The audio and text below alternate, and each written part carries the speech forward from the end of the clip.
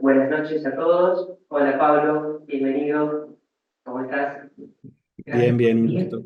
El día está muy helado acá, Pablo, así que, bueno, estamos todos juntitos, como verás.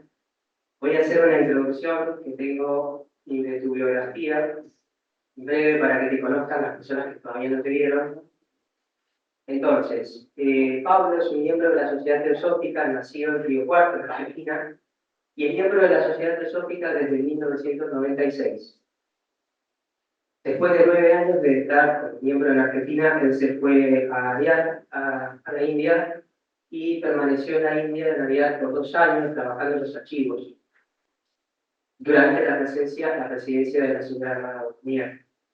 Después de esto se mudó a Estados Unidos para vivir y para trabajar en el Centro Nacional de la Sociedad Teosófica de Norteamérica, Wheaton, en Illinois. Y allí estuvo desempeñándose en la biblioteca y trabajando en áreas de educación y difusión durante 9 años, si no recuerdo mal, Pablo, también. Y después, por último, se fue al Instituto de Teosofía de Cortona, con su esposa Michelle, en Ohio, en donde en este momento, además de continuar trabajando para la Sociedad Teosófica de Estados Unidos, eh, trabajan en educación teosófica allí en Cortona, ¿verdad? Pablo ha llevado a cabo bueno, conferencias, cursos, seminarios, retiros en muchos lugares del mundo, tanto en español como en inglés.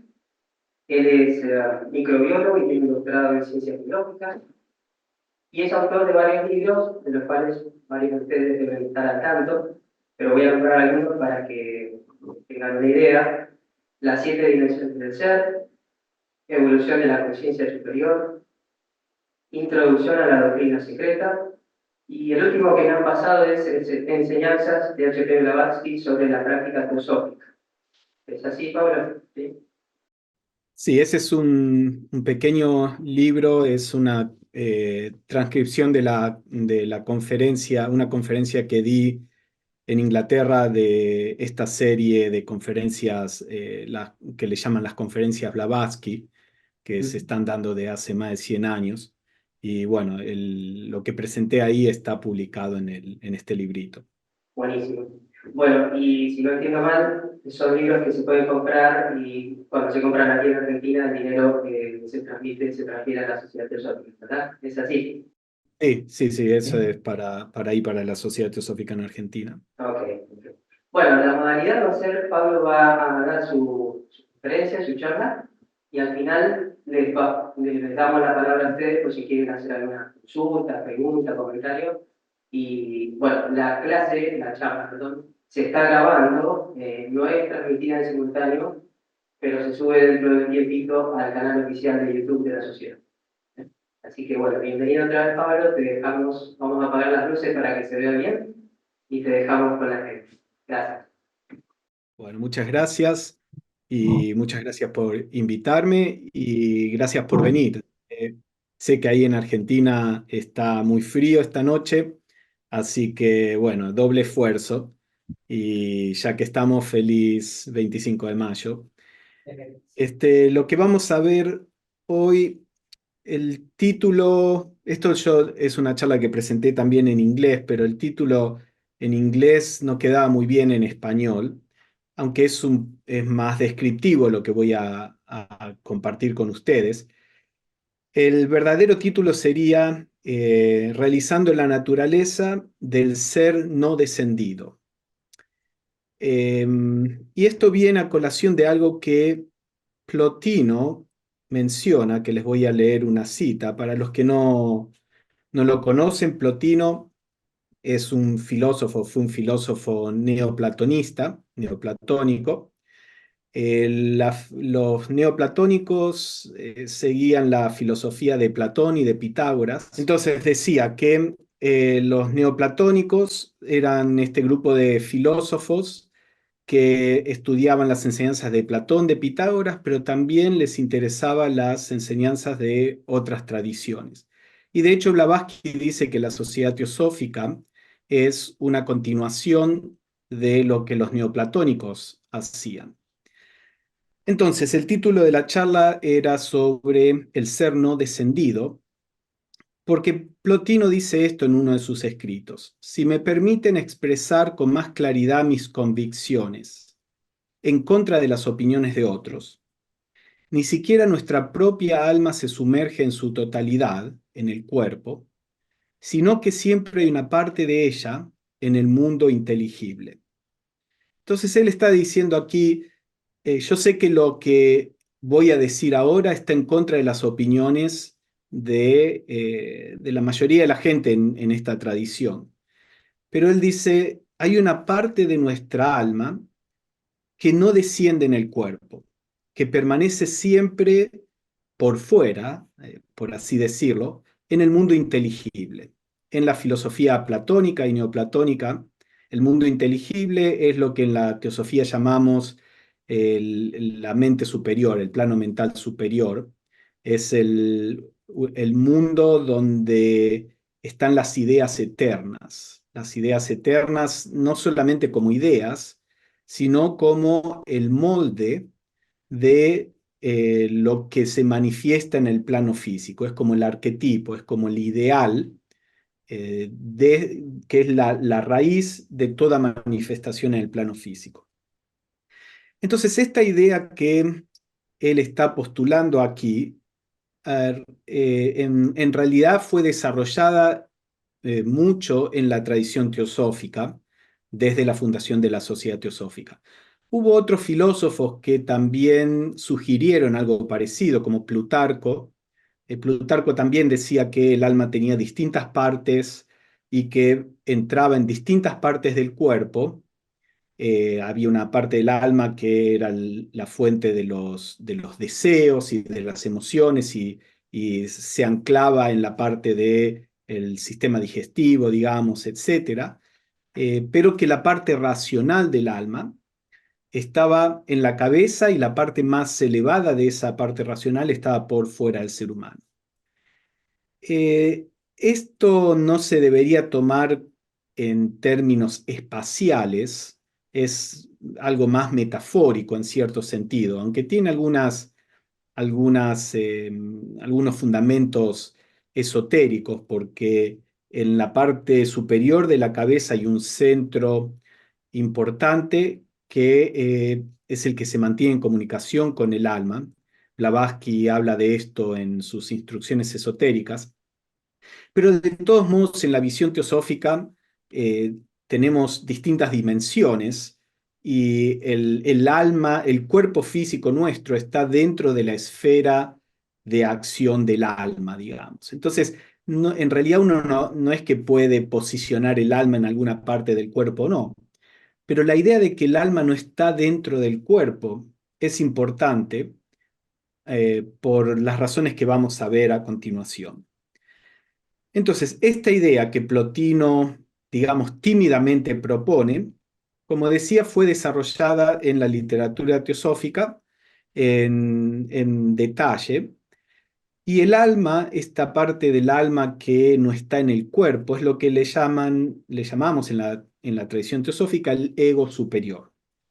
La palabra ego hoy se utiliza en general en términos psicológicos, cuando Freud propone su modelo de la mente, de la psiquis, él habla del ego como uno de esos componentes, y en general se toma en la espiritualidad, digamos, se toma al ego como algo que es un obstáculo, que uno debe superar, etcétera. Pero ese ego es lo que en la teosofía llamamos el ego inferior. Existe también lo que llamamos el ego superior. Ahora, la palabra ego viene del griego, que significa simplemente yo.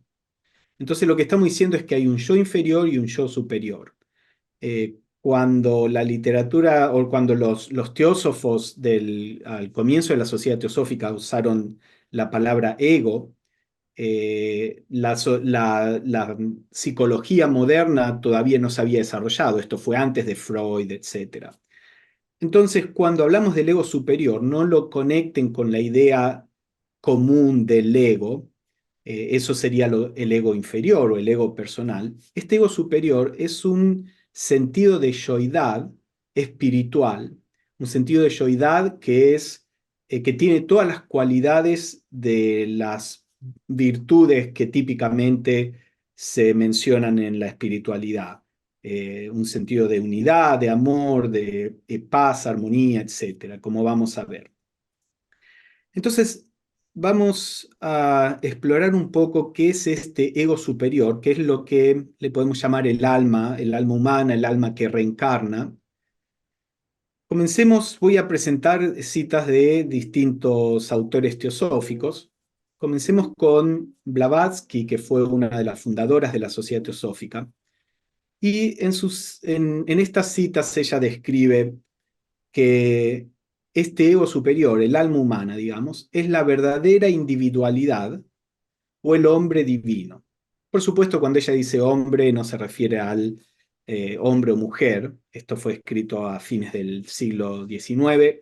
En esa época lo usaban para denominar al ser humano en general. Así que cuando leemos estas citas, interprétenlo en esa forma.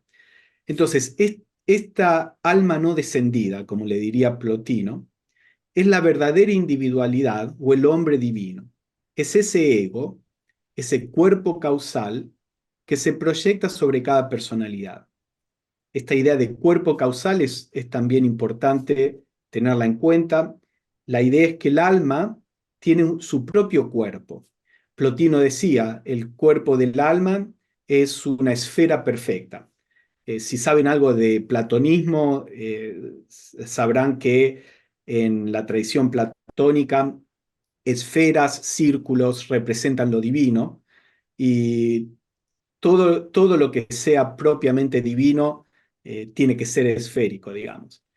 Eh, y bueno, en la literatura teosófica existe esa idea también, que el cuerpo del alma, como vamos a ver, es una esfera de un cuerpo que es, por supuesto, un cuerpo espiritual, no es un cuerpo material. Pero ella dice que esta alma no descendida es nuestra verdadera individualidad, la parte divina en nosotros, que está dentro de este cuerpo espiritual que es el cuerpo causal y que se proyecta sobre cada personalidad. La personalidad significa nuestra persona, nuestras ideas, nuestras emociones, nuestro cuerpo, nuestra historia, nuestras influencias. Esa es la parte personal nuestra. Y este ser no descendido, esta alma reencarnante, digamos, es nuestra verdadera individualidad, porque como todos sabemos, el cuerpo eventualmente muere. Después, en los procesos que suceden después de la muerte, eh, pasamos por ciertos procesos donde dejamos de lado las emociones, después dejamos de lado los pensamientos, la mente, y si hemos sido más o menos espirituales en nuestra vida, podemos incluso pasar un tiempo en nuestra verdadera naturaleza como un alma. Y ella continúa, este ego es tan inmensamente superior al hombre físico que no puede entrar en relación directa con la personalidad, excepto a través de su reflejo, la mente inferior. Ven aquí que dice que y cuando hablamos, en este momento estamos hablando de nuestra alma como si fuera algo distinto de nosotros. Esto es parte de la limitación del lenguaje. Pero tenemos que tener cuidado de no caer en ese error. En general pensamos que nuestro cuerpo o nuestra personalidad es lo real y el alma es algo que nosotros tenemos, cuando la realidad es lo opuesto. Lo que realmente somos, está diciendo acá Blavatsky, nuestra verdadera individualidad es esta alma. Somos un alma. Nosotros esencialmente no somos seres materiales, no tenemos ni siquiera emociones o pensamientos. Ya vamos a ver qué tipo de conciencia tenemos como almas. Pero como tenemos que crecer y evolucionar, esto es todo otro importante tema que no podemos explorar esta noche, pero por razones evolutivas, es como que tenemos que tomar prestado de la naturaleza materiales que nos permitan experimentar el mundo físico, el mundo emocional y el mundo mental. Pero estos materiales no son parte de nuestra esencia. Es algo que los tomamos cuando encarnamos, experimentamos estos planos por un tiempo limitado y después los dejamos de lado y volvemos a nuestra propia naturaleza, donde pasamos mucho más tiempo del que pasamos encarnados. Entonces, dice Blavatsky que nosotros como almas somos tan inmensamente superiores a nuestras personalidades. Piensen en eso. En general, cuando ustedes piensan en ustedes mismos, se identifican con sus personalidades. Ustedes se creen que son sus cuerpos, todos nosotros, ¿no? Pero quiero tener este lenguaje más directo. Ustedes se creen que son sus cuerpos, sus emociones, su mente. Cuando piensan en ustedes, piensan en sus capacidades personales, en sus debilidades personales, en sus limitaciones. Bueno, eso no es lo que son. Acá lo que Blavatsky está diciendo, lo que ustedes realmente son, es inmensamente superior a eso que conocen de ustedes mismos. Ustedes no son esta limitación. Ustedes no son esta expresión, eh, como vamos a ver, tan pequeña de su verdadera naturaleza. Ustedes son inmensamente superiores a esto. Esto es importante tenerlo en cuenta y comprenderlo bien. Vamos a seguir desarrollándolo. Entonces ella dice, como nosotros somos inmensamente superior al cuerpo, a las emociones al cuerpo y a las emociones, digamos, tenemos que enviar un reflejo de nuestra naturaleza, que es lo que se convierte en la mente. Evolucionar desde el punto de vista evolutivo, la ciencia dice que los seres humanos somos animales, pertenecemos al reino animal. Y como sabemos, los animales tienen un cuerpo físico y tienen digamos, una naturaleza emocional. Sienten placer, sienten dolor, sienten deseo, sienten ira o agresión, etcétera. Por supuesto, la mayoría de los animales están alineados con la naturaleza y todos estos sentimientos están acordes a lo que se necesita en el presente. Pero cuando nosotros como almas encarnamos en estos cuerpos con emociones, digamos, con pasiones que heredamos del reino animal, no podemos encarnar completamente. Esto es lo que está diciendo, no podemos entrar en el cuerpo. Todo este lenguaje es alegórico, pero para que se entienda la idea, no podemos entrar en el cuerpo porque el cuerpo y las emociones son algo demasiado limitado para lo que realmente somos. Entonces enviamos como una sombra, como un reflejo. Ahora vamos a ver otras descripciones. Y ese reflejo de nosotros es lo que se convierte en la mente humana que guía al cuerpo y a las emociones. Entonces, volviendo a las citas, ella dice manas, que es una palabra sánscrita para denominar lo que podríamos llamar la mente espiritual que tenemos como almas. Entonces, en este caso podemos tomar manas como un sinónimo de el ego superior, del alma. Ella dice, manas es, por así decirlo, una esfera de luz pura y divina. Ven, aquí está hablando de ese cuerpo causal que es una esfera, como decía Plotino. Entonces, cuando lean esto, piensen que esto está describiendo lo que ustedes son verdaderamente. Ustedes son su cuerpo espiritual es una esfera de luz pura y divina, una unidad de una esfera superior en la que no hay diferenciación. Al nivel de las almas, digamos, el alma es una manifestación de planos superiores de unidad. Ahora, al descender a un plano de diferenciación, el alma emana un rayo o este ego, emana un rayo que es él mismo, que solo puede manifestarse a través de la personalidad ya diferenciada.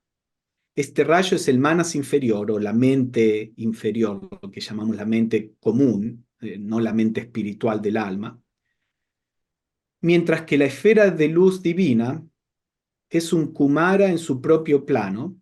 Kumara es un ser celestial, es un ángel, digamos. Entonces ella dice, nosotros como alma somos un ángel en los mundos espirituales. Y de hecho en la doctrina secreta ella dice que nosotros somos parte de una jerarquía de seres celestiales que por razones evolutivas tenemos que experimentar el plano físico. Entonces, por esa razón encarnamos, y ella dice, nosotros somos los ángeles caídos, no caídos por razón de un pecado, sino caídos a la materia porque necesitamos esto evolutivamente hablando.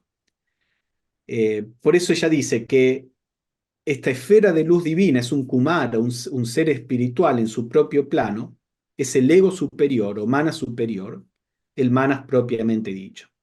Entonces ven, aquí lo que ella está diciendo es, somos este ser espiritual y cuando tenemos que encarnar, emitimos un rayo de nuestra naturaleza para animar a la personalidad. Solo un rayo entra en el cuerpo.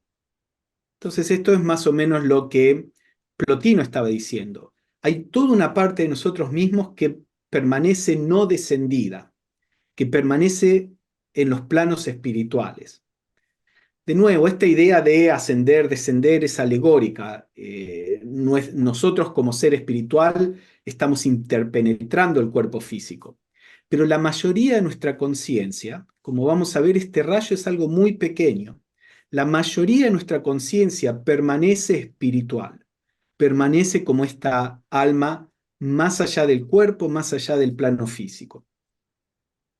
Veamos esta otra cita. Tomando al ego por el momento como el hombre real, recuerden que Blavatsky decía es nuestra verdadera individualidad. En realidad, en última instancia somos la totalidad, pero cuando hablamos de nuestra existencia como un individuo es el alma, esa individualidad es el alma. Por eso acá la cita dice, tomando al ego por el momento, supongamos que el alma es lo real en nosotros. Hay una realidad más trascendente que es que somos la totalidad, ¿no? Pero vamos a fijarnos acá que relativamente hablando, en comparación con la personalidad, el alma es lo que realmente somos. Entonces, tomando al ego por el momento como el hombre real y observándolo en su propio plano, en los planos espirituales, lo vemos como un ser realmente glorioso. De nuevo, esta es una descripción de la verdadera naturaleza de cada uno de ustedes. Lo vemos como un ser realmente glorioso. La única manera en que aquí abajo, en el plano físico, podemos formar una concepción de lo que realmente es pensar en él como un espléndido ángel. ¿Ven? Esto es similar a lo que decía Blavatsky. Pero la expresión de este hermoso ser que somos, la expresión en el plano físico puede estar muy por debajo de todo esto. De hecho, debe ser así. Primero porque esta expresión en el plano físico es solo un pequeño fragmento de lo que realmente somos. Y segundo, porque está tan irremediablemente limitado por sus condiciones. Este rayo que encarna en nosotros, no es la expresión correcta, este rayo que nosotros enviamos al cuerpo es una muy pequeña parte de nosotros mismos y está terriblemente limitado por las limitaciones físicas, emocionales y mentales. Acá hay un ejemplo. Supongamos que una persona pone su dedo en un agujero en la pared o en un pequeño tubo de hierro, de manera que no puede ni siquiera doblarlo. ¿Cuánto de sí mismo, cuánto de esta persona podría expresarse a través de ese dedo en esa condición? Algo parecido a esto es el destino de ese fragmento, de ese rayo del ego que se introduce en el cuerpo denso. Es un fragmento tan pequeño que no puede representar el todo de lo que somos como almas. Está tan restringido y encerrado que no puede ni siquiera expresar lo que es. La imagen es tosca, el ejemplo es tosco, pero puede dar una idea de la relación de la personalidad con el ego. ¿Ven lo que está diciendo? Imagínense que cuánto pueden expresar de ustedes mismos con su dedo en un agujerito en la pared. Obviamente muy poco. La experiencia del dedo en esa condición es una experiencia extremadamente limitada de lo que ustedes son como personas, ¿no? Bueno, él está diciendo, eso es lo que pasa, nos pasa a nosotros como almas cuando nos tratamos de expresar a través del cuerpo físico. Él dice, incluso si pudiéramos encarnarnos, esta es una cita de Leadbeater. Entonces, él dice, incluso si pudiéramos encarnar en 1000 personalidades al mismo tiempo, en 1000 cuerpos al mismo tiempo, ni siquiera así podríamos expresar todo lo que somos. Porque es una cuestión de dimensiones, él dice. Es como la diferencia entre cuadrados, que son figuras planas en el papel, y un cubo, que es un cuerpo de 3 dimensiones. El cuadrado es de 2 dimensiones. Uno puede dibujar en el papel 1000 cuadrados y los cuadrados van a estar chatos en el papel y no pueden representar lo que es un cubo como un cuerpo. Es imposible representarlo. Por supuesto, en el papel podemos dibujar una perspectiva que nos da la impresión de que es un cubo, un cuerpo, pero en realidad no lo es simplemente una forma de representarlo en el papel, ¿no? Entonces la idea es que lo que verdaderamente somos no se puede expresar en el plano físico. En otro lado de sus escritos, él dice, todo lo que uno puede aspirar en el plano físico es a que no exista nada en esta expresión, en la expresión de este rayo, que no exista nada que está en desarmonía con nuestra verdadera naturaleza. ¿Se entiende? No podemos esperar que toda nuestra naturaleza como alma se exprese a través del cuerpo físico. Ni siquiera los seres iluminados pueden hacer eso, porque la restricción es intrínseca en que estamos expresándonos en menos dimensiones, digamos. Lo que sí podemos hacer es que lo poco que se exprese esté en consonancia con nuestra verdadera naturaleza, que esté a tono, digamos. Y ya vamos a ver cuáles son las características de nuestra verdadera naturaleza. Entonces, esto es más o menos, basados en esto, Leadbeater dice, la tarea que tenemos, la mayoría de nosotros en este momento, es la de darnos cuenta de que el ego es el verdadero hombre. O en otras palabras, nuestra tarea es el darnos cuenta que somos esta alma, para que podamos dejarlo actuar, dejar al alma actuar, en lugar de este falso yo personal con el que nos identificamos tan prontamente. En la tradición teosófica, en este proceso de descubrir nuestra verdadera naturaleza, están estas dos etapas. La primera etapa es la de descubrir que somos este ego superior, esta alma. Una vez que alcanzamos esa realización, esa iluminación, digamos, tenemos un objetivo más profundo y que es el descubrir no solo que somos esa alma, sino que en esencia somos la totalidad y que nuestra individualidad como un alma individual también es algo que es temporario. Pero en la tradición teosófica la idea es que uno no puede saltar de considerarse esta personalidad a darse cuenta que uno es la totalidad. Primero uno tiene que darse cuenta, y cuando decimos darse cuenta o realizar, estamos hablando de experimentar nuestra naturaleza como el alma, como el ego superior. Entonces, vamos a ver un poco, les voy a dar otra cita de Plotino donde él habla de esta experiencia y vamos a explorar las características de esta conciencia causal. ¿Se acuerdan que el cuerpo del alma se le llama cuerpo causal? Así que estos todos son sinónimos.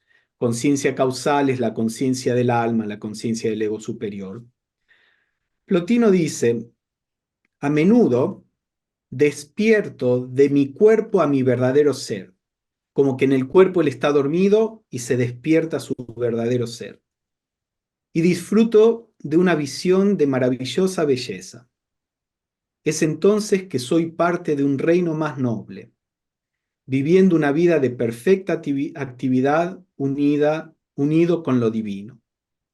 Esta cita es mucho más larga, le estoy poniendo la esencia acá, pero básicamente él dice, cuando mi conciencia puede ascender al nous. Nous es una palabra griega que él usaba, o la tradición platónica y neoplatónica usa, para lo que en la teosofía le llamamos el ego superior, la mente superior. Entonces él dice, cuando puedo transferir mi conciencia al nous, eh, experimento mi verdadero ser, este ser espiritual unido con lo divino, que es perfecto, y que, bueno, es algo maravilloso, de maravillosa belleza.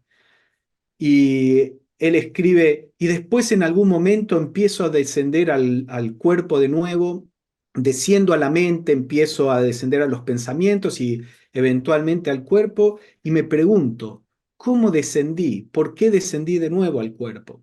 Si esta es mi verdadera naturaleza, si esta naturaleza es tan extraordinaria, ¿por qué desciendo de nuevo al cuerpo y no me quedo directamente ahí? No lo contesta, digamos, esto es algo que se pregunta a sí mismo, ¿no? Pero bueno, esto es a lo que nos referimos con realizar nuestra naturaleza superior o el alma no descendida, la parte no descendida de nuestra naturaleza. Entonces veamos un poco cómo una descripción de ese tipo, cuál es nuestra conciencia cuando estamos en nuestra verdadera naturaleza. Blavatsky dice, el ego superior es una parte de la esencia de la mente universal. La mente universal es la mente divina, la mente de Dios, digamos. Por supuesto, en la tradición teosófica no hablamos de Dios como una entidad separada del cosmos, sino que esta inteligencia divina que está detrás de todos, este logos, de nuevo, logos es una palabra que usaron los filósofos griegos para esta mente universal. Entonces, nuestro ego superior es parte de esa mente universal. Somos como una burbuja en la mente universal, somos como una manifestación, un rayo de la mente universal. Y por esta razón, Blavatsky dice, es incondicionalmente omnisciente en su propio plano. Omnisciente significa que uno lo sabe todo. Ahora, Blavatsky, cuando ella explica explica un poco más esta omnisciencia, ella dice, en el plano del alma, en estos planos espirituales, no es necesariamente que uno sabe todo, sino que cualquier cosa que uno percibe la realidad de eso. En los planos inferiores estamos constantemente, eh, digamos, en un tipo de ilusión. Nos creemos que somos separados porque nuestro cuerpo es separado, no entendemos qué es la vida, no entendemos por qué las cosas nos suceden, estamos sumamente limitados. Pero como alma, tenemos un entendimiento completo de cualquier cosa que percibimos. Como somos un alma en evolución, todavía no podemos percibir la totalidad. Hay muchas cosas que no conocemos, pero lo que conocemos lo conocemos perfectamente. Entonces, esto es porque somos parte de la mente universal. Entonces ella dice, somos incondicionalmente omniscientes en nuestro propio plano como alma, pero solo potencialmente omniscientes en nuestra esfera terrenal. En nuestra esfera terrenal tenemos la posibilidad latente de esta sabiduría divina, pero no la tenemos desarrollada. Esto es parte de lo que tenemos que hacer durante nuestro viaje evolutivo. Y la razón, ella dice, ya que nuestra alma tiene que actuar únicamente a través de su otro yo, su alter ego, el yo personal. Como ella decía, a través de este pequeño rayo que se envía al cuerpo. A nivel de qué tipo de comprensión, estamos diciendo que podemos conocer las cosas en su verdadera naturaleza, entonces uno puede pensar que tenemos pensamientos a nivel del alma. Pero Blavatsky dice, el verdadero ego no piensa como lo hace su personalidad evanescente y temporal. En los pensamientos del verdadero hombre o la individualidad inmortal, las imágenes y visiones del pasado y del futuro son como el presente. Primero, no tenemos limitación de tiempo como tenemos aquí. El pasado está presente en nuestra conciencia y el futuro que ya está creado, la parte del futuro que ya ha sido creada, esto tiene que ver con cómo funciona la ley de karma, etcétera, pero el futuro que ya ha sido creado por nuestras acciones pasadas también es clarísimo para nosotros como almas. Entendemos nuestro pasado, entendemos nuestro presente, entendemos nuestro futuro y los tres están siempre presentes en el ahora. Y después ella continúa, ni son sus pensamientos, los pensamientos de las almas, como los nuestros, imágenes subjetivas en nuestra cerebración, en nuestro cerebro, sino actos y hechos vivos, realidades presentes. Como el alma está en lo que en la teosofía llamamos el plano mental superior, existe cualquier cosa que uno visualiza como alma es una acción. Entonces no hay pensamientos con palabras, pensamientos de enganchar palabras, generar conceptos, de lógica. Todo eso es una sombra de nuestra verdadera inteligencia como almas. Como almas comprendemos directamente la realidad de lo que percibimos y cualquier expresión que tenemos como almas se manifiesta en el plano mental superior, como realidades, digamos. De nuevo, no podemos ir en mucho detalle en esto, pero se dice que las inspiraciones que recibimos como seres humanos son parte de esta actividad del alma, que el alma eh, genera estas imágenes, estas realidades en la mente superior, en la mente espiritual del alma, y que a veces el cerebro las capta y las transforma en pensamiento o en creatividad o en arte o en lo que sea. Y después ella dice, el ego espiritual, de nuevo, nuestra naturaleza superior no refleja estados de conciencia variables. Es independiente de toda sensación y experiencia. No piensa, sino que sabe, por un proceso intuitivo difícilmente concebible por el hombre promedio. Este es un estado de conciencia que es muy difícil de imaginar, eh, pero cuando ella dice que nuestra conciencia espiritual no refleja los estados de conciencia variables, significa que es en nuestra naturaleza espiritual donde hay paz permanente. No importa lo que le pase a la personalidad, si la personalidad está alegre o triste, con ira o con amor, o cualquiera de los cambios de conciencia que se experimentan a través del cuerpo, no afectan el estado de conciencia del alma. A nivel del alma, ahora vamos a ver otras descripciones sobre esto, al nivel del alma hay un estado permanente, un estado espiritual permanente. Entonces, ¿qué pasa? Cuando no somos conscientes de ese aspecto en nosotros, de nuestra verdadera naturaleza, nos vemos afectados por lo que le pasa al cuerpo, a las emociones y a la mente. Entonces, si pasa algo que es lindo para el cuerpo, para las emociones o para la mente, estamos contentos. Si pasa algo que la mente interpreta como malo para la mente, emociones o el cuerpo, estamos tristes. Y así vamos de un estado al otro. Pero a medida que empezamos a tener una percepción de nuestra verdadera naturaleza, empezamos a tener acceso a un estado interno que es estable y que aunque la personalidad pueda todavía experimentar felicidad y dolor, esto y lo otro, uno puede empezar a anclarse, a posicionarse en ese estado interno que permanece en paz a pesar de lo que le está pasando a la personalidad. En un ser iluminado, la conciencia de su verdadera naturaleza es tan clara que directamente eh, lo que le pasa a la personalidad es algo muy superficial. La persona está siempre estable en este estado de conciencia del alma, que ahora vamos a ver una descripción de esto. ¿Por qué es importante tener una descripción de esto? Porque una de las formas de empezar a tocar este aspecto de nosotros mismos, empezar a percibirlo, primero vagamente y a través de los años de práctica se va tornando más y más claro para nosotros. Pero una de las formas importantes de movernos en esta dirección es el de meditar, reflexionar, leer sobre nuestra verdadera naturaleza, sobre qué tipo de conciencia tenemos como almas.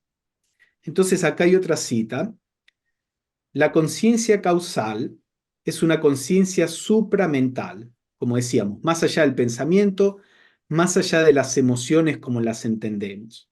Esto no quiere decir, como vimos, que el alma no es inteligente porque no tiene pensamientos.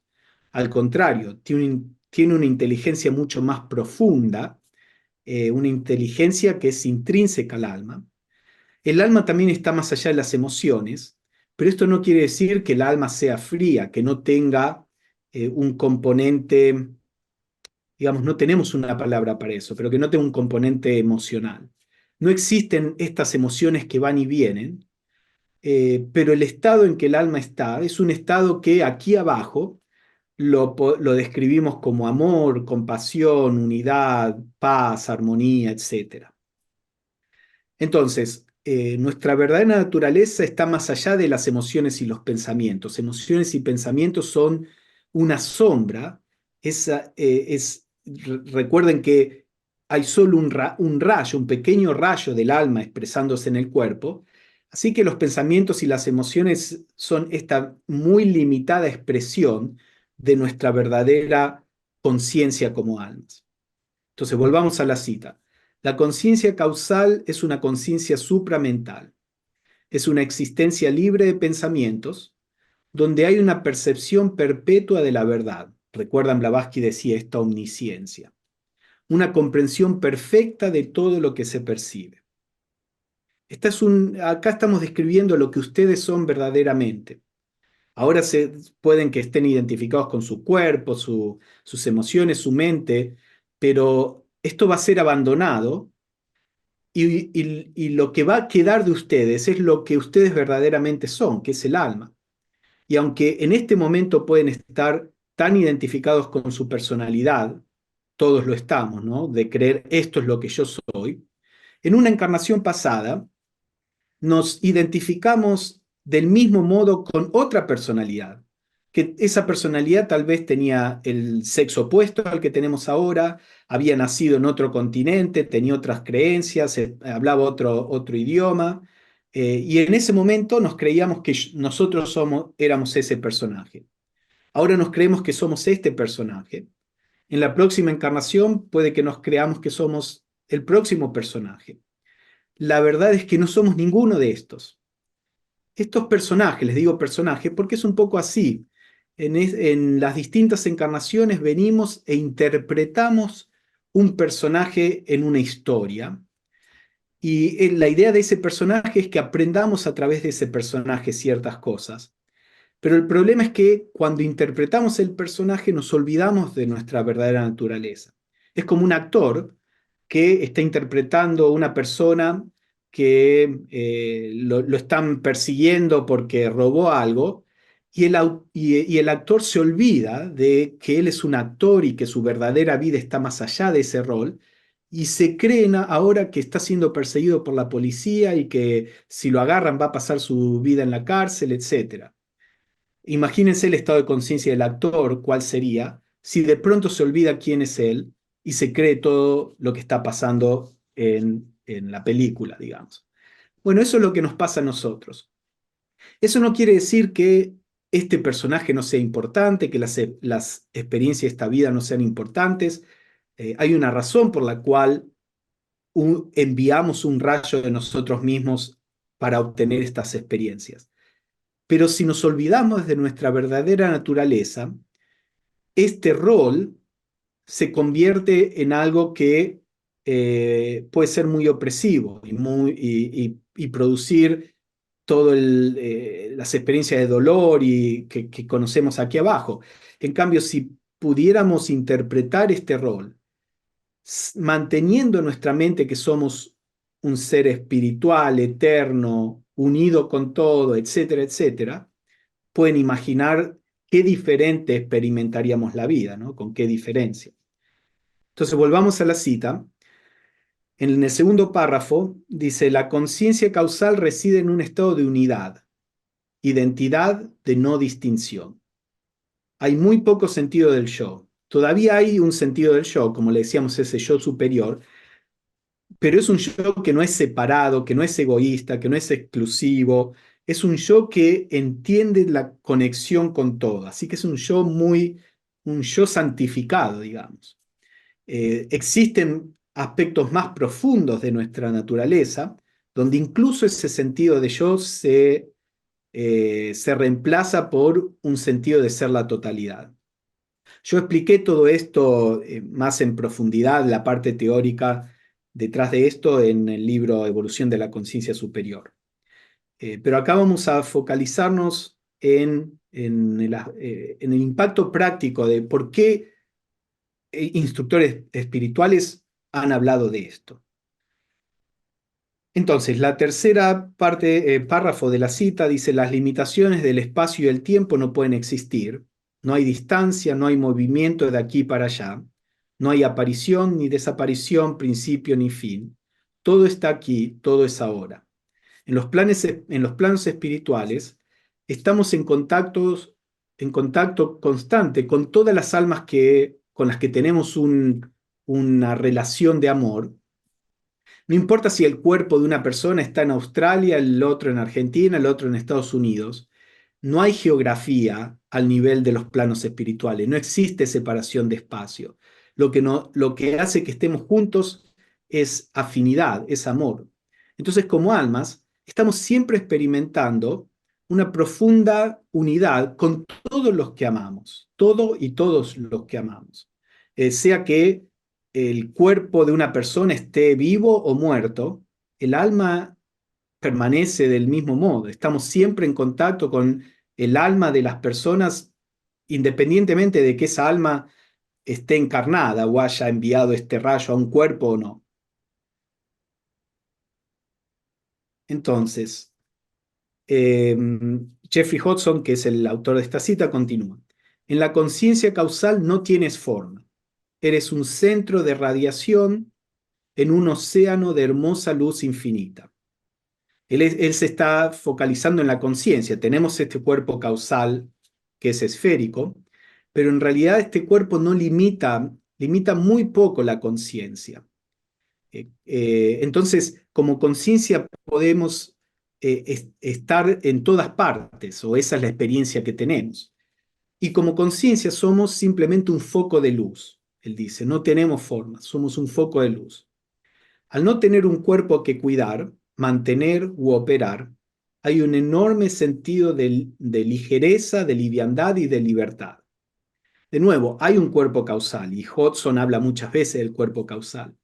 Pero este cuerpo causal, como es un cuerpo espiritual, no es algo que tiene que mantener como el cuerpo físico, que cuidarlo. El cuerpo causal no puede ser herido, no se enferma, no necesita alimento, no duele. Entonces, en la experiencia nuestra como conciencia, es como que no tenemos un cuerpo, no tenemos las limitaciones del cuerpo, no tenemos que estar pensando en mantener ese cuerpo. Y por lo tanto hay este sentimiento de tremenda libertad, de ser livianos, de no ser densos, digamos. Él continúa, no hay sentido de esfuerzo de ningún tipo, solo hay ser, solo existencia, que es eh, solo existencia, que es suficiente en sí misma. Con solo ser es suficiente. En los planos espirituales no tenemos que tratar de hacer cosas para estimularnos, para que estemos contentos, para que sintamos que algo vale la pena. El estado de conciencia que tenemos en los planos espirituales es uno de la belleza y de la sacralidad de ser, simplemente ser. La conciencia causal, él dice, siempre está en una relajada, intensidad relajada, alta energía, pero perfectamente tranquila. Hay un equilibrio ecuánime. Existe esta paz profunda, este equilibrio, pero no es una paz de algo que está muerto, algo donde no pasa nada. Es una paz profunda en medio de una energía y creatividad constante, pero es una energía que no produce excitación.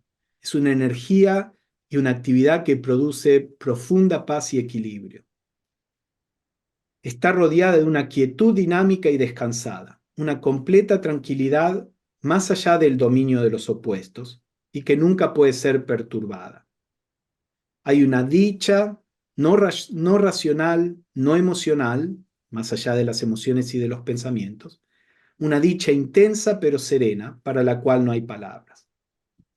Si se fijan en los escritos, Blavatsky habló un poco de la conciencia espiritual. Yo les mostré algunas citas y, como les decía, en el libro Evolución de la Conciencia Superior, traté de coleccionar todas las descripciones que ella hizo sobre la conciencia superior.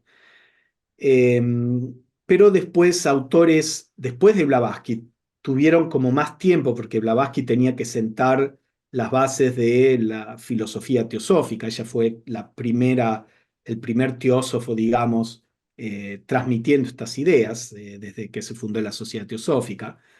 Después los autores que siguieron se pudieron enfocar en describir en más detalle ciertas cosas.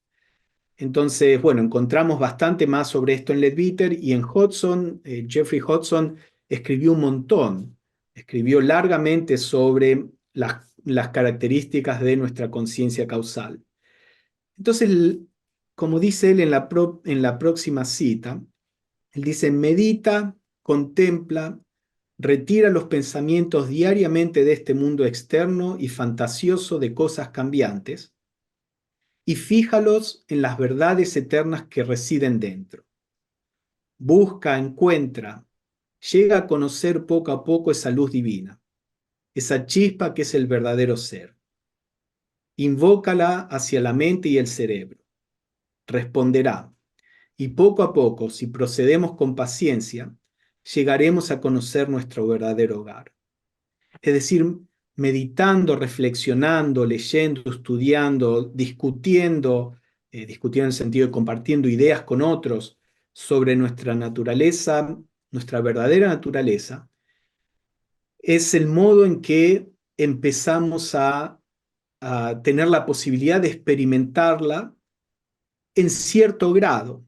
La experimentación completa, en viva conciencia, es algo que puede llevar probablemente para la mayoría de nosotros más de una encarnación. O tal vez no, no sabemos en dónde estamos.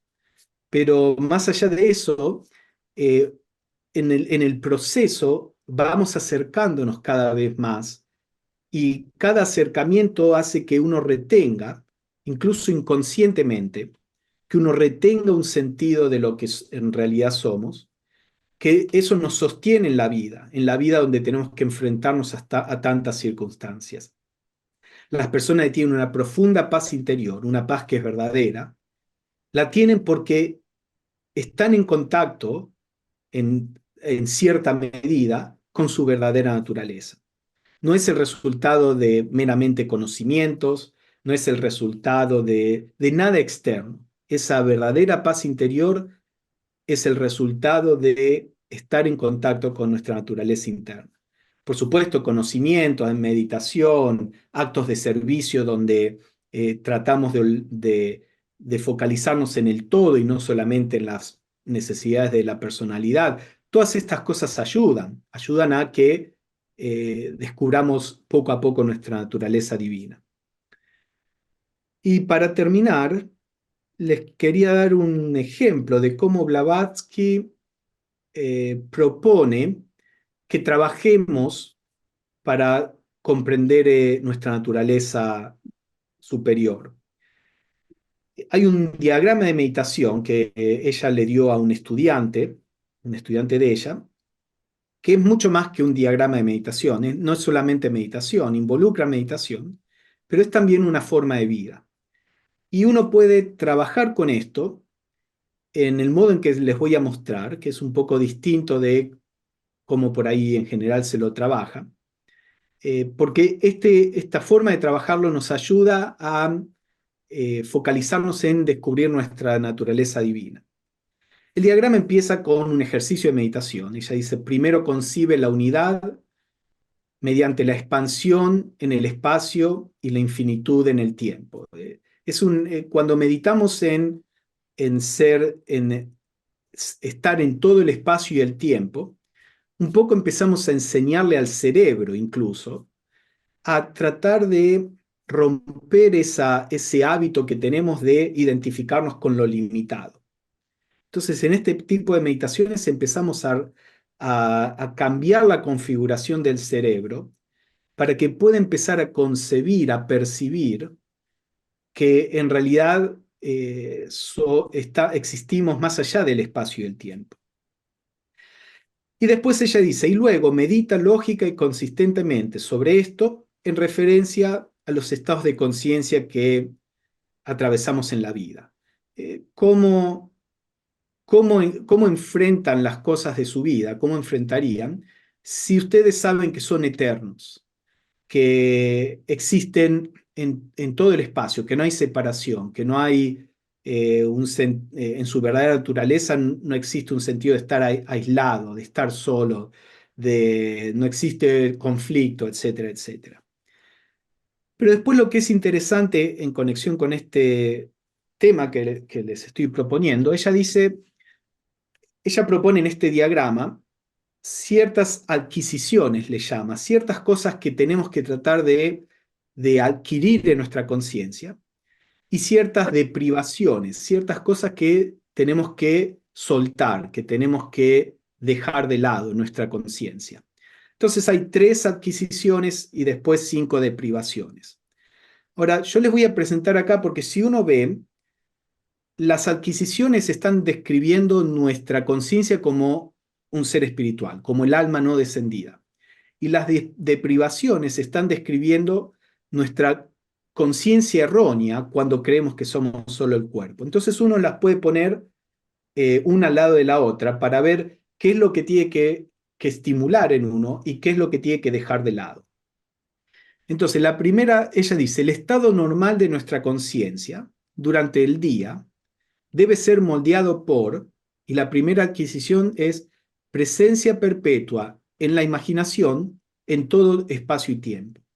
Es un esfuerzo, como estaba diciendo al principio, eh, de, eh, de mantener la idea de que sí, nuestro cuerpo está aquí, nuestra mente está ahora, el sentido de tiempo, del presente viene de la mente. Entonces nuestra mente y cuerpos están aquí ahora, pero nuestra verdadera naturaleza está más allá de eso. Eso es algo que uno puede tratar de incorporarlo en el día. Y después la deprivación, que está conectada con esto, ella dice rechazo constante a pensar en la realidad de separaciones y encuentros, asociación con lugares, tiempos y formas. ¿Por qué? Porque lo que se puede separar, ir y venir, es el cuerpo. Lo que está asociado a un lugar y no a otro es el cuerpo, a tiempos y a formas, etc.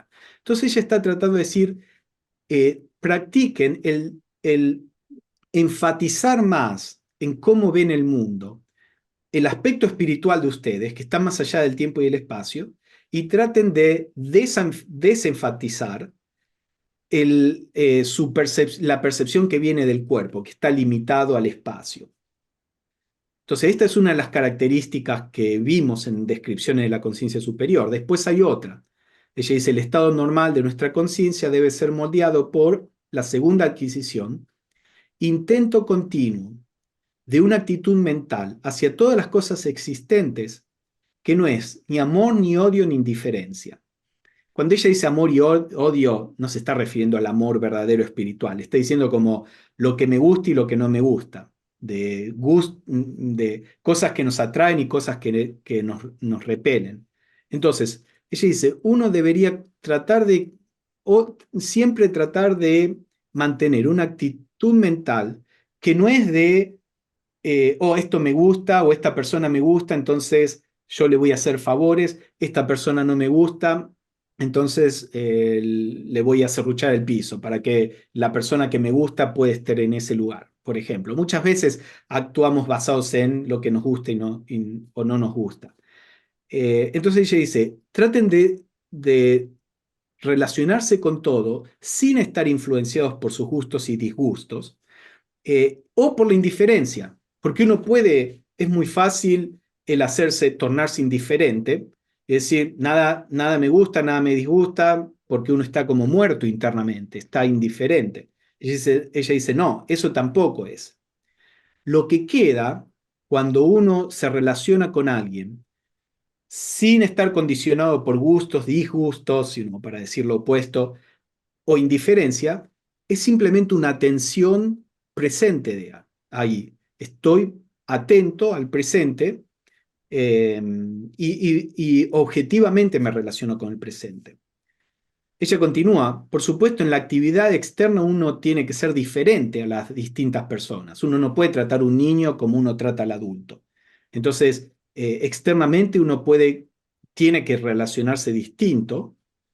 Ella dice, porque en cada una de las manifestaciones de las personas la capacidad cambia, pero mentalmente uno debe ser igual a todas las personas.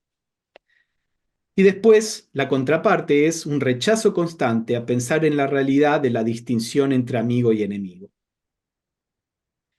Y la última, la tercera adquisición, ella dice, la percepción en todos los seres encarnados de la limitación solamente. Lo que estamos diciendo, cuando uno entiende que las personas con las que nos relacionamos son una expresión muy limitada de su verdadera naturaleza, que la verdadera naturaleza es un ser celestial, incluso el asesino, el alma del asesino es un ser celestial. La diferencia es que esa alma no tiene control sobre la personalidad. Entonces, cuando uno se relaciona entendiendo que todo lo que nos relacionamos en el plano físico es limitado, uno deja de tener falsas expectativas, uno deja de juzgar a las personas, uno deja de exigirle a las personas cosas que no son apropiadas exigirles, etc. Y con esto, el rechazo constante a pensar en la realidad de posesiones, de la personalidad, de sensaciones. De nuevo, la idea de que todo esto, posesiones, la personalidad, las sensaciones, es todo parte de la limitación del mundo. Entonces, cuando uno trata de hacer este tipo de ejercicios, no es que uno se vuelve indiferente, que el mundo le deja de interesar, ni nada de eso, sino que uno empieza a valorarlo desde un punto de vista completamente distinto y empieza a experimentar la vida desde una perspectiva que nos permite transitarla con mucha más comprensión, con mucha más paz y armonía, y con un sentido de valor, del valor intrínseco del mundo y del crecimiento que podemos obtener de esta experiencia. Así que bueno, esto es lo que quería proponerles. Ahora lo que podemos hacer, si ustedes tienen algunas preguntas o comentarios, podemos pasar a eso. Quería saber si todo lo explicado hasta ahora es tomado en cuenta en nuestro estado actual, o sea, el estado de vigilia. ¿Es así? Y yo no mantengo. Sí. Sí, de hecho, en el diagrama de meditación, Blavatsky dice que que esta memoria básicamente de nuestra verdadera naturaleza no cesa ni en el sueño ni en la vigilia. Entonces, esto es algo que se transmite a los otros estados de conciencia. Cuando estamos en otros estados de conciencia, por ejemplo, desde el punto de vista teosófico, el estado de vigilia es cuando estamos operando a través del cuerpo físico, que es cuando estamos más limitados. Cuando el cuerpo físico se duerme, estamos operando en el cuerpo astral, que es un cuerpo que no es espiritual, pero no es físico, está más allá del físico, y el cuerpo astral tiene muchas menos limitaciones que el cuerpo físico. Entonces, en el cuerpo astral, en realidad, en el cuerpo astral, si tenemos una tendencia espiritual, en el plano astral podemos experimentar mucho más cercamente, estamos mucho más cerca de nuestra verdadera naturaleza y a veces puede que no podamos alcanzarla desde el plano físico, pero que podamos alcanzar esa percepción desde el plano astral. Uno puede, digamos, meditar en cualquier plano. Si uno tiene esa tendencia en uno va a tener la misma actitud en cualquier plano que esté consciente. Entonces, en general, el esfuerzo tiene que ser, tenemos que hacerlo en el plano físico porque es el plano más restringido y no hay dudas de que ese esfuerzo se va a replicar en los otros planos que podamos estar conscientes dependiendo de nuestro estado de evolución. Bueno, primero que nada, te agradezco la exposición y el tema, que no es fácil de explicar y ha sido muy claro. Mi consulta es esta, aprovecho que te técnico, por eso te hago esta consulta. Blavatsky en Antropogénesis, explicando la constitución del ser humano, habla de la corriente intelectual y el aporte, la conexión con los manasaputras, que son los que activan la mente del ser humano. Fuera de lo que Blavatsky nos dice de los manasaputras, que es de la evolución de Venus, ¿no es cierto? Fuera de eso, que es muy poco lo que dice, ¿vos encontraste información o algo, algún artículo que yo desconozco y que pueda dar más datos o algo más de los manasaputras? Esa es concretamente mi consulta. Sí. No tanto nueva información, sino un modo distinto de entenderlo, porque la idea de los Manasaputras y su relación con la humanidad y con el cuerpo físico es probablemente una de las partes más confusas de la doctrina secreta. Y el tema es que la palabra Manasaputra no es específica. La palabra Manasaputra significa como el hijo de la mente, básicamente. Un ser, una individualidad mental. Y hay Manasaputras de todo tipo de evolución. Están los Manasaputras de los adeptos, que, como decías al principio de la evolución, vinieron de otros sistemas, etc. Pero nuestro ego superior es un Manasaputra. Cada uno de nosotros, cuando Blavatsky dice el Manasaputra que encarna en la humanidad, ella llama humanidad al cuerpo físico, a ese cuerpo físico sin mente del comienzo de la evolución, ese cuerpo físico que heredamos de los animales. Y el Manasaputra que encarna es nuestro ego superior, somos nosotros somos los Manasaputras. Lo que pasa es que somos Manasaputras en proceso de desarrollo.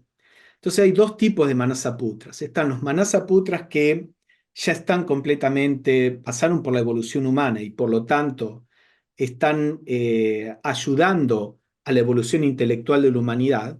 Y están los Manasaputras que encarnan en los cuerpos físicos que nuestro planeta produce, que están en proceso de evolución. Por eso en la estancia 24, en la Shloka 24, se dice que algunos Manasaputras encarnaron y teníamos adeptos, otros Manasaputras encarnaron y tenemos la gente común, y otros Manasaputras no tenían solo una chispa, pudieron poner en los cuerpos, porque esos son almas nuevitas, digamos, almas que recién habían evolucionado. Entonces, por ahí, si lees el segundo tomo desde ese punto de vista, te puede dar alguna perspectiva, una perspectiva distinta. Yo creo después, uno puede estar equivocado siempre, pero habiendo estudiado esto muchas veces, esa perspectiva es la que me ayudó a clarificar qué es lo que está pasando ahí en lo que describe Blavatsky. Entonces, Pablo, fuera de lo que ella escribió en Antropogénesis, no te hiciste con ningún papel que hablara de esto un poco más. Sí, de Blavatsky ella habla un poco en las instrucciones esotéricas y bueno, en sus escritos en general, sobre todo los artículos después de que ella publica la Doctrina Secreta. Hay un par de artículos en donde ella menciona los Manasaputras, pero nada que es necesariamente muy distinto de lo que está en la Doctrina Secreta. En autores posteriores, el tema de la antropogénesis se ve que es muy complejo. Los instructores de Blavatsky, los que llamamos los maestros de sabiduría, primero trataron de que estos dos teósofos, Mohini y Laura Holloway, escribieran un libro sobre antropogénesis, El hombre, fragmentos de una verdad olvidada, creo que es el título en español. Y los maestros dicen, no, hay muchos errores, no es porque los maestros no le dictan lo que tiene que escribir, los discípulos tienen que elevar su conciencia a un plano donde todo esto puede empezar a ser percibido y para que se pueda escribir. Si uno ve las cartas de los maestros a Laura Holloway, se ve muy bien todo esto. Que los maestros le dicen, seguí intentando, lo podés hacer, si te pones las pilas, básicamente le dice, podés hacerlo, pero bueno, el producto final no fue muy bueno. Después se escribe sobre antropogénesis con Blavatsky, y bueno, creo que todos los que estudian la doctrina secreta, probablemente la mayoría de las personas experimentan que el segundo tomo tiene mucho más huecos o cosas que parecen contradictorias, es más confuso que el primero. Y después de Blavatsky está, por ejemplo, este libro de Bessel-Leadbeater, El hombre, cómo, hacia dónde va, bueno, un título así, donde ellos tratan de escribir de nuevo sobre antropogénesis. Hay teósofos que confían en Bessel-Leadbeater, otros que no tanto, eso es una decisión personal, pero tenemos 3 intentos de escribir sobre antropogénesis en los primeros años de la Sociedad Teosófica, y bueno, evidentemente no es algo muy sencillo de hacer. Entonces, si querés ver cómo otros teósofos trataron de escribir sobre esto, lee el libro de Mohini y Holloway, lee el libro de Bessel-Leadbeater, y tienen perspectivas interesantes que pueden ayudar a entender lo que Blavatsky, en mi experiencia, lo que Blavatsky está escribiendo en la Doctrina Secreta. Pero fuera de eso no hay mucho más. Sí. Gracias. En algún momento dijiste al inicio de la charla que el ego impregna la personalidad. Aquellos aspectos que a través de la mente superior impregnan a la personalidad, por ejemplo, las virtudes, lo más altruista que tenemos nosotros. Podemos pensar entonces que todos nuestros pensamientos y emociones más nobles provienen de esa fuente. Sí. Sí, esa es la idea. La idea en muchas filosofías se pregunta, ¿qué es el hombre? ¿Es originalmente bueno y después la sociedad, la educación lo pervierten? ¿O es lo contrario? Nacemos sin ninguna moralidad y la educación y la sociedad nos impone una moralidad. Y bueno, hay muchas escuelas filosóficas, psicológicas que se tiran para un lado o para el otro. En la literatura teosófica la idea es que tenemos las dos naturalezas en nosotros. existe, cuando Blavatsky habla de la personalidad antes de que encarne el alma, como lo que estábamos hablando de los Manasaputras, la idea es que la personalidad es originalmente el cuerpo y el aspecto cámico que le dice, el aspecto de los instintos biológicos, las pasiones de hambre, sed, de placer, de dolor, todo este tipo de cosas que los animales empiezan a desarrollar. Y eso es todo lo que estaba disponible para la humanidad al comienzo de la evolución. Cuando el alma encarna, trae dos cosas, porque en la doctrina secreta Blavatsky dice que la encarnación del alma intensifica el kama, intensifica la naturaleza pasional de nosotros, porque la mente ahora tiene la capacidad de extender el deseo de, por ejemplo, como lo vemos incluso en niños, los niños están jugando, se pelean, a los 5 minutos se olvida y están jugando de nuevo. Pero a medida que la mente se desarrolla, puede sostener la memoria del enojo y desarrollar todo tipo de emociones negativas como el resentimiento, la venganza, etcétera, etcétera. Entonces, cuando el principio de la mente se une al aspecto pasional que heredamos del reino animal, se desarrollan todas estas emociones negativas que no existen en los animales, porque en los animales no está este principio de la mente que extiende esas emociones más allá del presente. Entonces, de la personalidad, lo que viene de la personalidad es todo este aspecto que podemos llamar negativo. Pero ese rayo que viene como mente inferior también trae la posibilidad de expresar parte de la naturaleza del ego superior, del alma. Entonces, al principio de la evolución es muy poco lo que se puede expresar del ego superior, pero a medida que vamos evolucionando, más y más del ego superior empieza a expresarse. Entonces la idea es que cualquier pensamiento, acción, emoción que tiene que ver con lo espiritual viene de la naturaleza superior.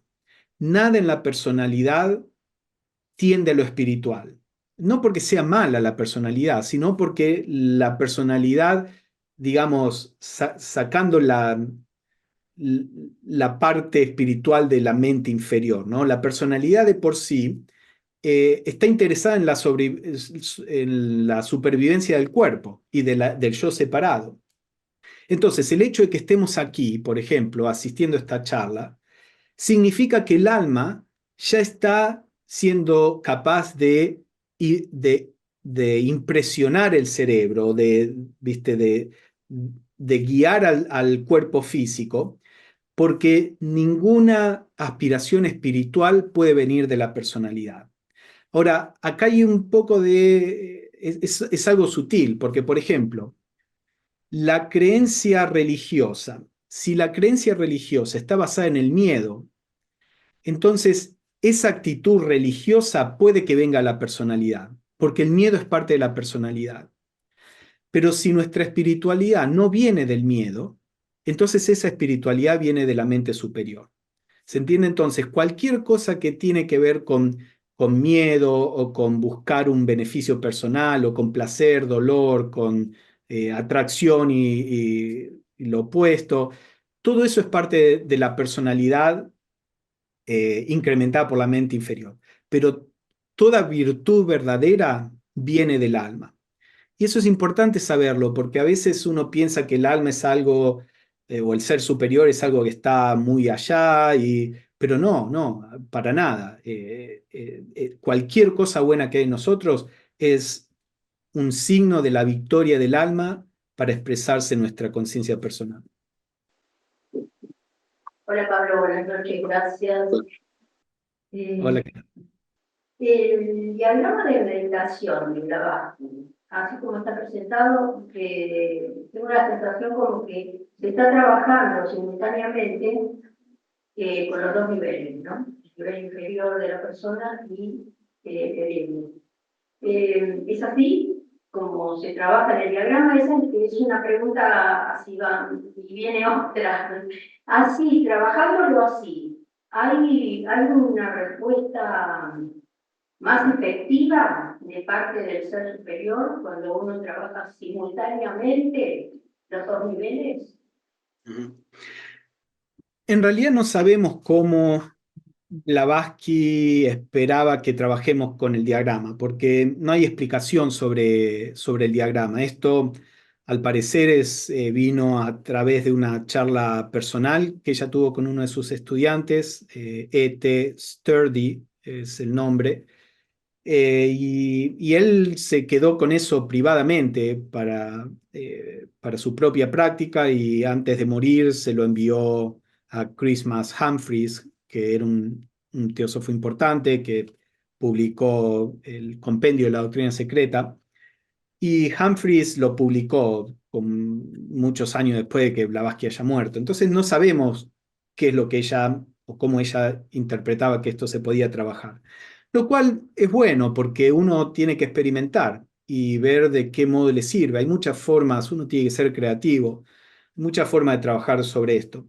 Pero yo he encontrado que el principio ese, yo veo una correlación entre la primera y la segunda adquisiciones y privaciones, la segunda y la segunda, y después la tercera adquisición y las últimas tres de privaciones, yo veo que están conectadas.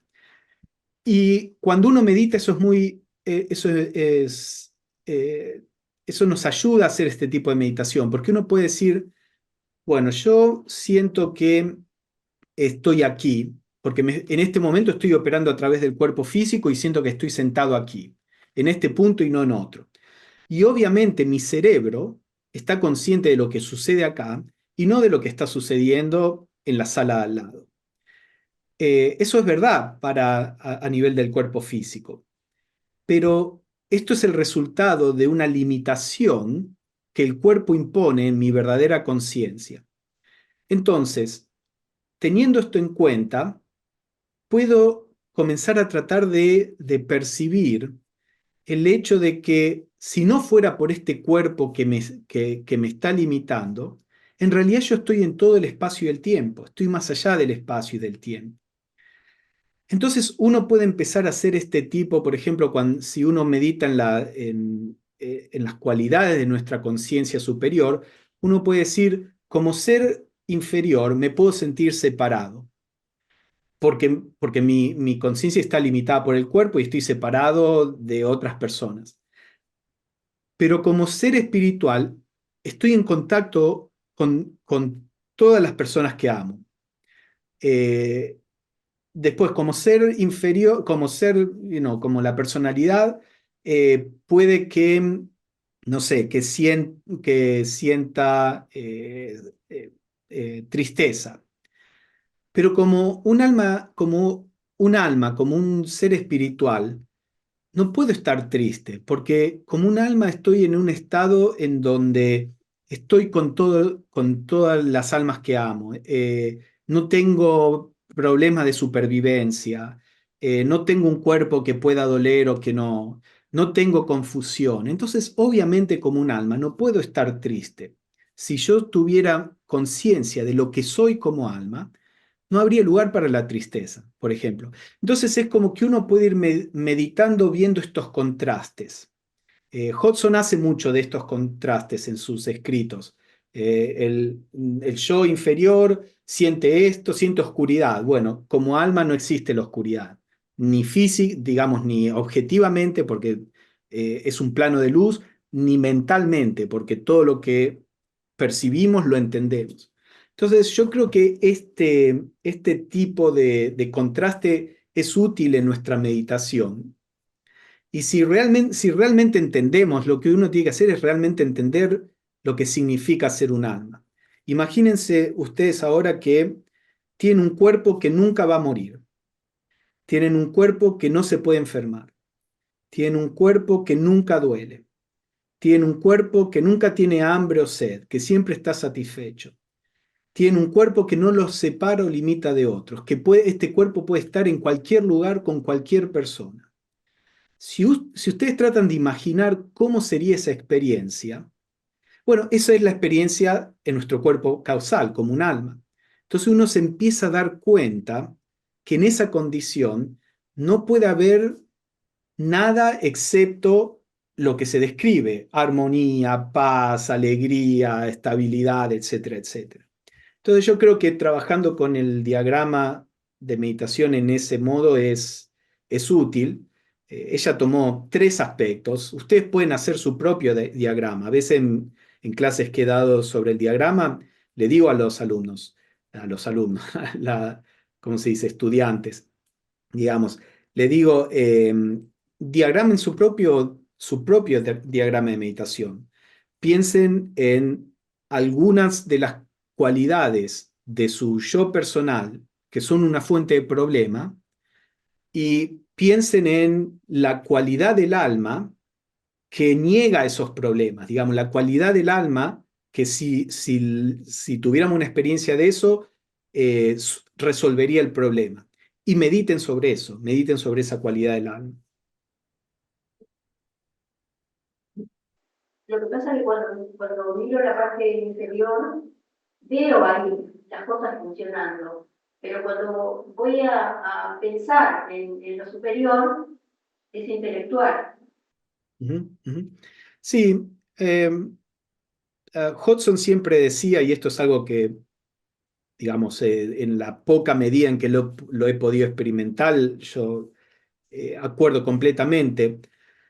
Uno empieza con algo intelectual, con imaginación, porque uno usa su imaginación, y la imaginación lleva a una experiencia real.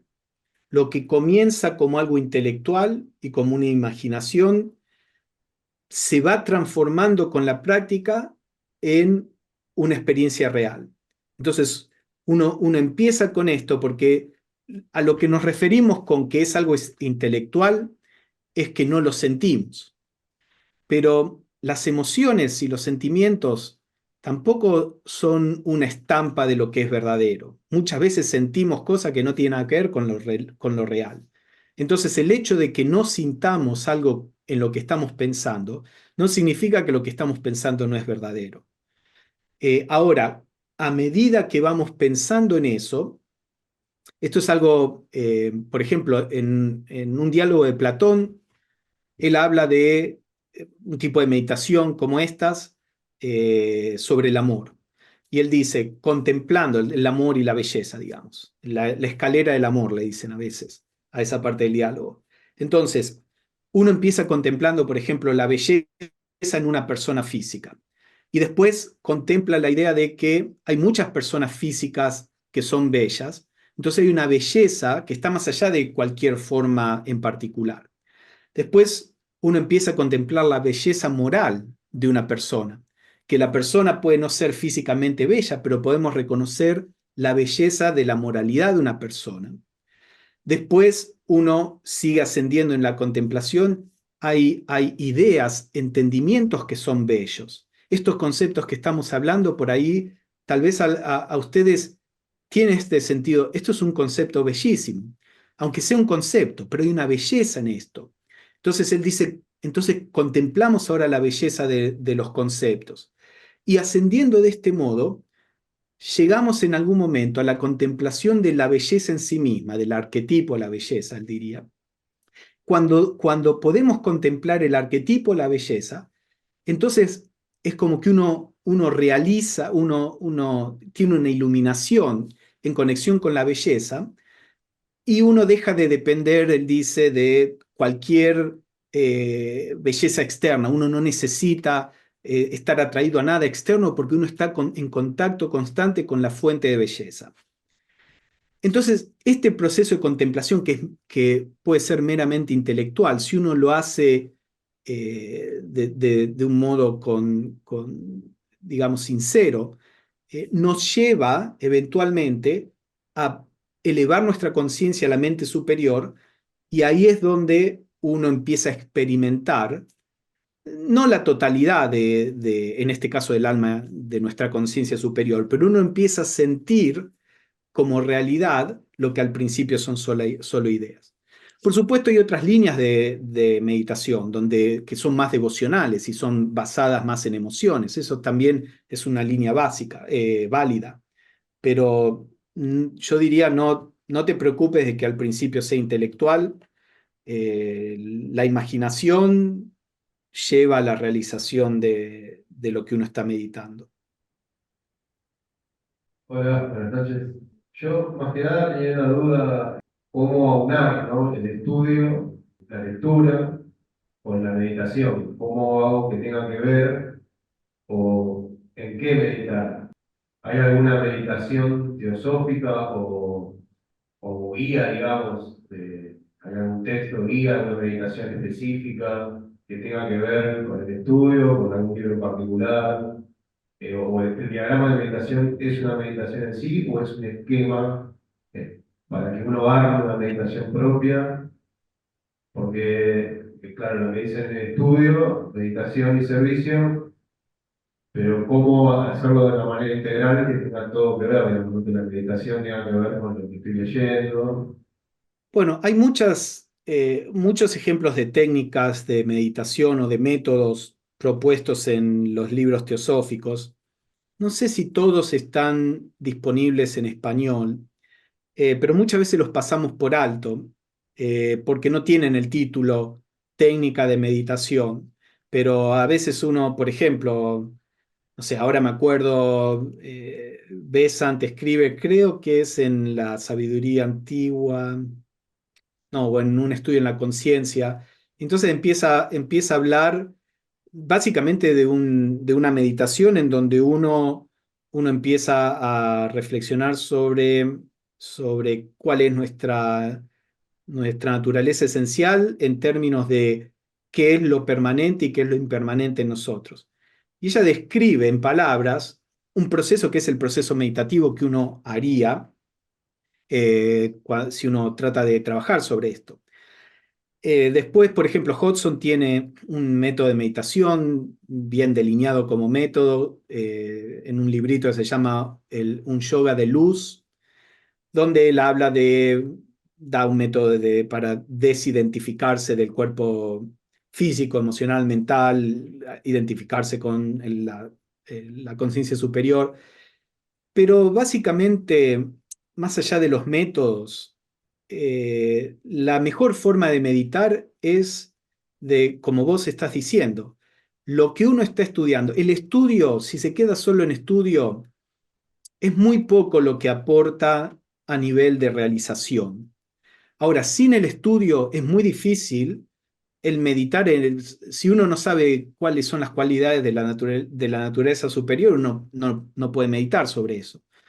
Entonces, sin el estudio es muy difícil meditar. Por supuesto, si hablamos de meditaciones de observar la respiración o cantar un mantra o cosas así, no se necesita estudio. Pero en la tradición teosófica estas meditaciones, aunque son buenas, no nos pueden llevar muy profundamente. Yo sé que los budistas, algunas escuelas budistas dicen el Buda se iluminó observando la respiración. Bueno, hay otras escuelas budistas que no concuerdan con eso.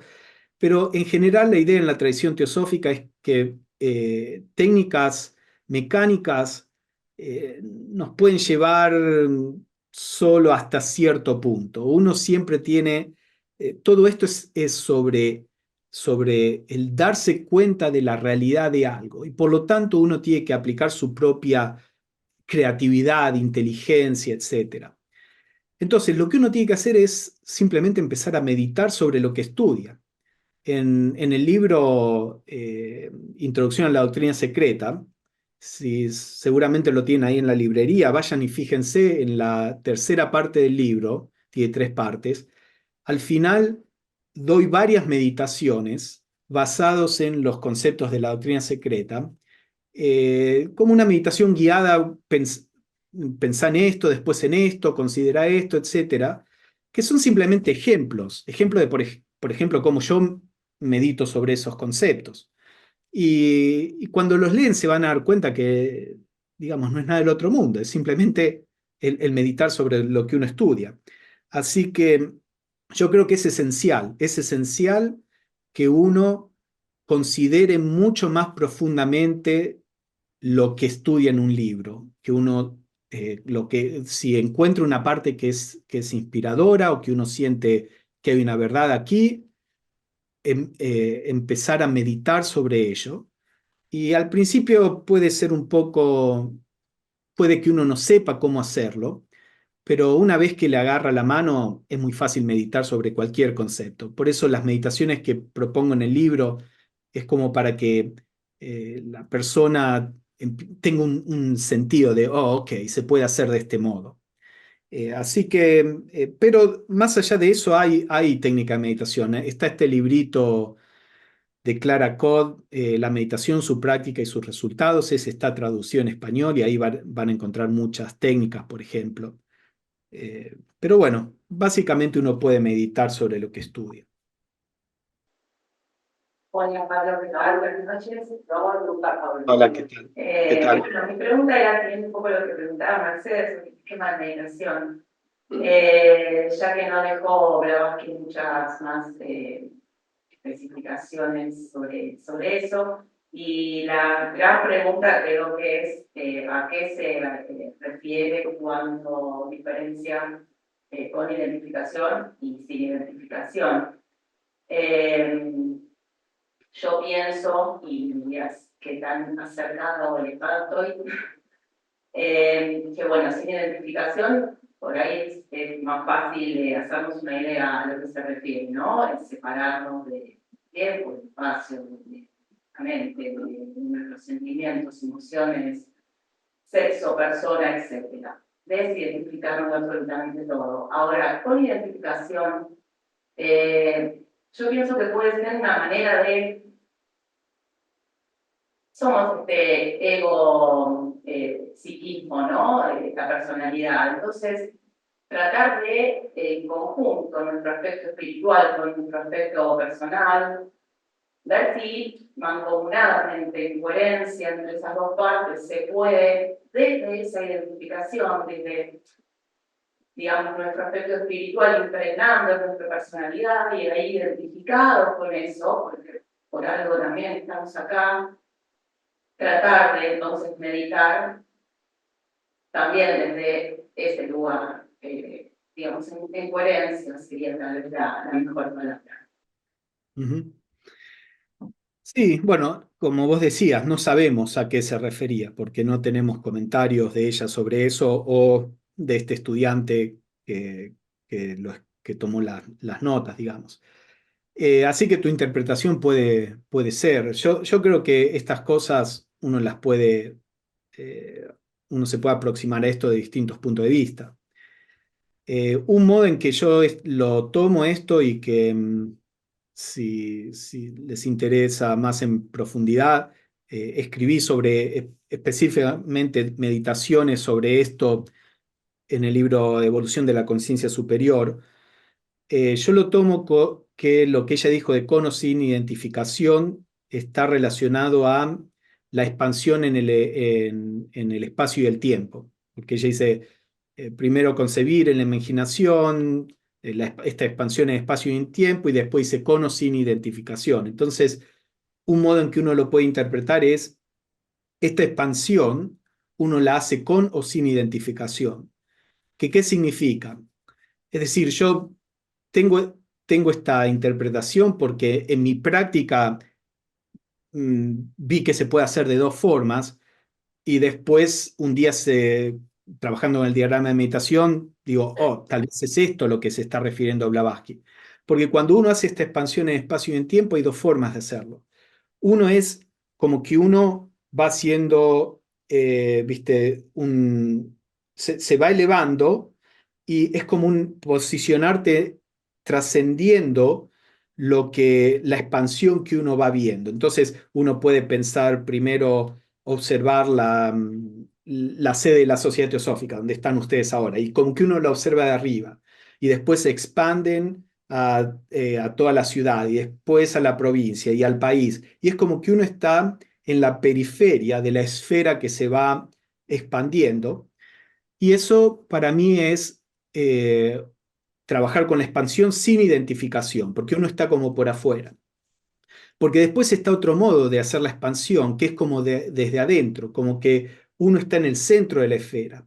Entonces, a medida que uno se va expandiendo, va teniendo este sentido de que su presencia se expande para integrar, por ejemplo, la sede ahí, después su presencia se expande para integrar la ciudad y después la provincia, etc.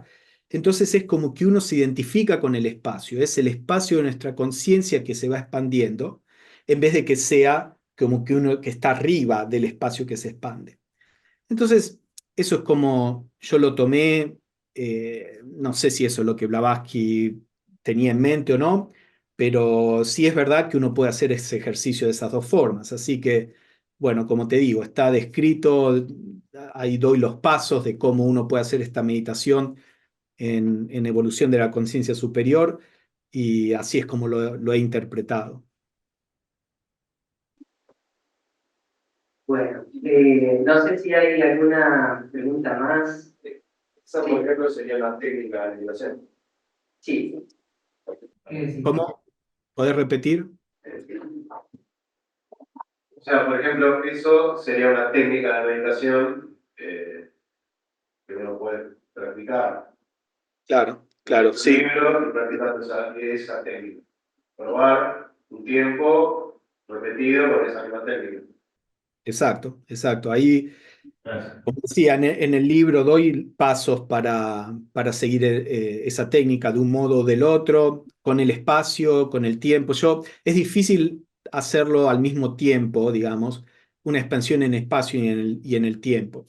Entonces, ahí doy 4 modalidades. Uno puede hacerlo en espacio, de los 2 modos que expliqué, con o sin identificación, y después uno puede hacerlo en el tiempo, expansión en el tiempo, con o sin identificación.